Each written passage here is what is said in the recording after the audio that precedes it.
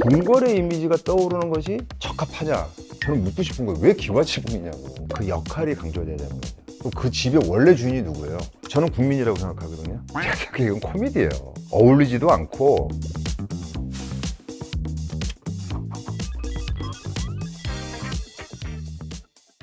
안녕하십니까. HS플랜 건축사사무소 대표 김경훈 건축사입니다. 오늘은 우리나라의 대통령의 집 청와대에 대해서 건축적인 시각에서, 부분적으로는 제가 갖고 있는 어떤 정치적인, 또 앞으로 세종시에 지어질 제2 집무실에 대한 생각도 좀 한번 말씀을 드려볼까 합니다.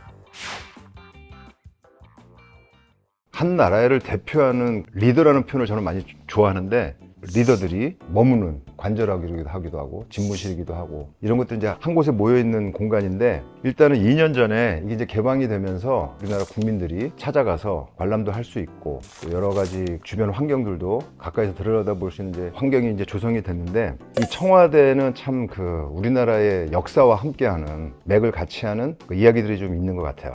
청와대를 처음에 이거를 짓게 될 때, 그 당시에 이제 그 정림건축이 이 건축을 설계를 담당하게 돼요. 청와대에 관련된 그 설계 스토리를 자세하게 잘 설명을 해놨더라고요. 정림건축이 우리나라 대표하는 이제 설계사무소이자, 또 그 당시에 가지고 있었던 여러 가지 청와대에 대한 생각들, 그리고 설계 의도, 설계 진행 과정, 공사 과정, 이런 것들 잘 담겨져 있습니다. 청와대를 설계 의뢰를 정림건축에다 요청할 때 이미 큰 틀에서 전통건축으로 한다라는 기본적인 생각이 있었다는 얘기를 하거든요. 학교에서 강의할 때도 이제 그런 비유를 많이 쓰는데, 요렇게 된 깔때기에 최종 결과물이 나오는 요 부분에 건축이 있거든요. 그러니까 요 위에는 그 뭐가 담기는 거냐면, 문화, 뭐 경제, 역사, 그 다음에 여러 가지 대지 조건, 들어가야 될 프로그램들, 예산, 그걸 사용하게 될 사람들의 어떤 성향, 또 시대적인 상황들, 또 건축적인 어떤 트렌드들, 기술력들, 아주 총체적인 것이 요 깔때기에 모여서 하나의 이제 건축물이 나오게 되는 거죠. 다시 이 건축물을 통해서 문화를 형성하게 되는 새로운 방향을 제시하기도 하고, 청와대로 이제 돌아가게 되면은 우리나라가 그 6.25 이후에 민주주의 국가로 재탄생하면서 새롭게 이제 대한민국이라는 국가로 이제 온전한 모습을 갖게 되고, 86 아시안 게임, 88 올림픽을 통해 가지고 경제라든가 여러 가지 문화 면에서 이제 한 단계 이제 진보한 시점에서 청와대라는 대통령의 집을 새롭게 이제 해야 되는데, 자, 과연 그 이미지가, 궁궐의 이미지가 떠오르는 것이 적합하냐? 저는 이 부분에 대해서 이제 질문을 던지는 거죠. 문제는 청와대가 주는 이미지가 굉장히 권위적이다라는 거예요. 청와대를 보면은 입구 쪽에 있는 데서부터 본관까지 왕궁처럼 배치되어 있는 거예요. 배치 자체가. 영웅이란 영화 아세요? 중국 영화? 거기에서 그 황제한테 다가가는 거리를 어마어마하게 단계별로 하고 있다고. 근데 소통이 중요하지 않은 거야. 보안이라든가 안전, 이런 것들이 중요한 거지. 공간적으로 소통하기에는 너무나도 부족한 거고, 지금 청와대 이거는 권위밖에 없는 거죠. 소통은 없는 겁니다, 사실은. 소통 능력은 정치적 리더들이 가져야 될 여러 가지 소양 중에서 가장 중요한 소양이라고 저는 생각을 해요. 대통령이 가져야 될 그 소통이 어떠한 소통의 형식이냐, 리더십이 어떤 형식이냐에 따라 이 대통령 관저의 집무실 형태가 바뀌겠죠, 당연히. 그 당시에 지도자층에 있었던 대통령이라든가 보좌진들, 그 사람들이 일반 국민에게 보여줄 수 있는 국격, 대통령의 권위, 이거를 봉건 시대의 왕과 유사한 방식으로 투사하지 않았는가 하는 생각을 저는 하게 돼요. 그것을 보는 사람에게 주는 느낌이 어떤 걸 주고 싶느냐라는 걸 저는 묻고 싶은 거죠. 이곳에 계신 분이 왕과 같은 존재다라는 걸 느끼게 하고 싶은 건가요? 대한민국을 그 대표하는 국격에 맞는 대통령 관저, 집무실로서의 이미지는 미국이나 영국이나 다른 나라에서 찾지 않고 우리나라 자체가 가지고 있는 고유의 것, 전통 건축에 관한 이미지, 저는 괜찮다고 봐요. 근데 그거를 지금 청와대에 보면은 목조 건축이 가지고 있는 디테일을 GFRC를 써가지고 그거를 재현한다? 이거는 이건 코미디예요. 어울리지도 않고, 우리나라 전통 건축, 사찰이라든가 경복궁이라든가 창덕궁이라든가 주변에는 동대문이라든가 남대문이라든가 이런 걸 보게 되면 제가 보기엔 청와대는 초라해 보일 겁니다. 목조 건축이 가지고 있는 디테일들을 GFC로 풀었다라고 하는 거는 그게 어디에도 보이냐면 그 예술의 전당에 보면은 삭감 모양의 지붕을 얹혀놓고 그 밑에 부분을 목조 주택에서 볼 수 있는 디테일들을 석재로 풀었거든요. 그것도 건축가들 사이에서 비판을 많이 받고 있고 이 시대의 기술력과 문화와 여러 가지 그러니까 건축이 담아낸 방식으로는 굉장히 건강하지 못한 방식이라고 볼 수 있습니다. 여러분 경북도청 한번 보셨습니까? 경북도청? 그게 기와지붕으로 되어 있거든요. 저는 묻고 싶은 거예요. 왜 기와지붕이냐고.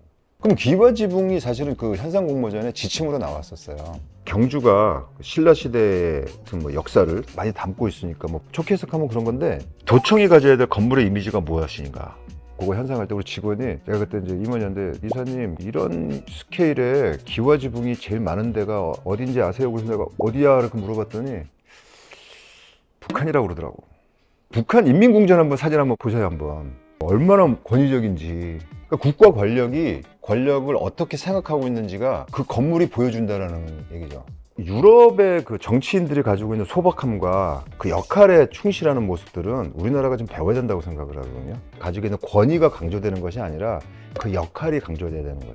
예를 들면 제가 이제 초등학교 학교 설계를 이제 여러 번 했는데 외국의 학교는 교장실이 굉장히 작습니다. 우리나라는 교장실이 엄청나게 커요. 선생님들의 역할이 크다고 보는 거죠. 외국에서는 교장실은 교장의 행정 일을 보는 공간만 필요하다고 보는 거고 독일 그 국회의원들이 집무실이 굉장히 작다라는 거 아시죠? 자전거 타고 다니고. 저는 개인적으로 다운이 10번가가 너무 좋아요. 표현을 뭐라고 그랬더라? 초라하다라는 표현을 써요.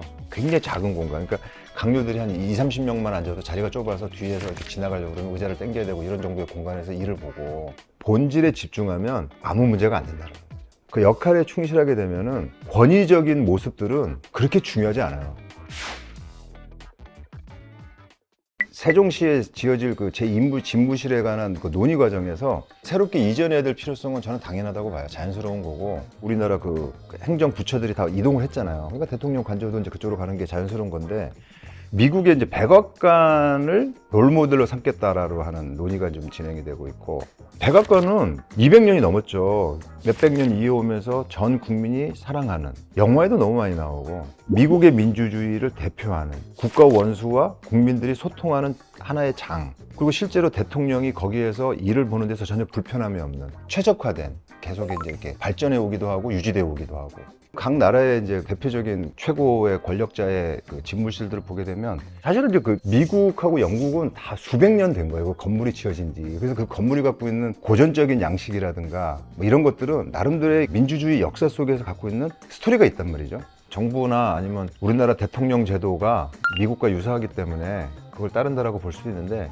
그걸 전제로 한다 하더라도 우리나라만의 대통령 관제에 대한 그림은 더 정리가 돼야 된다고 봐요. 우리나라는 민주화를 아주 멋지게 이뤄내는 나라거든요.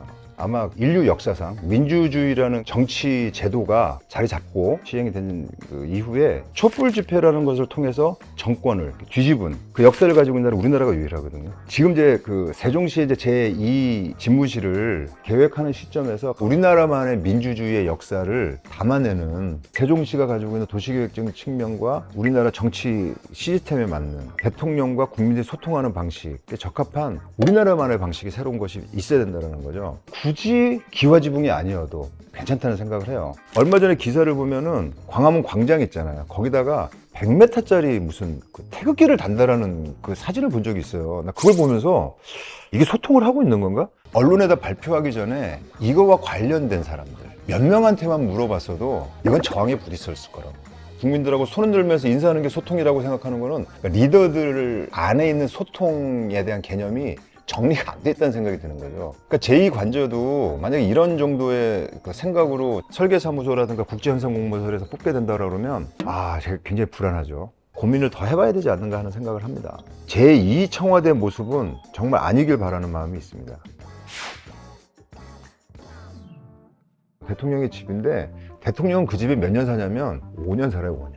그럼 그 집의 원래 주인이 누구예요? 저는 국민이라고 생각하거든요. 국민의 세금으로 그 집을 지어주는 거예요. 우리나라의 대표니까 5년 동안 빌려주는 집인 거예요. 국민들이 정말 관심 있게 보고 좋아하고 그랬으면 좋겠어요. 제가 기사를 보면은 대통령 집무실이 이전을 하면 뭐 개발이 안 된다는 등 뭐 대통령의 집무 공간에 대한 얘기보다는 곁가지 있는 얘기들, 정치적인 이해관계가 담긴 얘기들로 공격하고 방어하고 이런 것들이 주가 된다는 느낌이 있어요. 이 짧은 시간 내에 여러 가지 경제, 문화, 그리고 정치적으로 계속해서 발전해가고 있는 이 국격에 맞는 대통령 관저가 정말 멋진 모습으로 탄생했으면 하는 바람으로 말씀드려봤습니다. 좋아요, 구독 부탁드립니다. 감사합니다.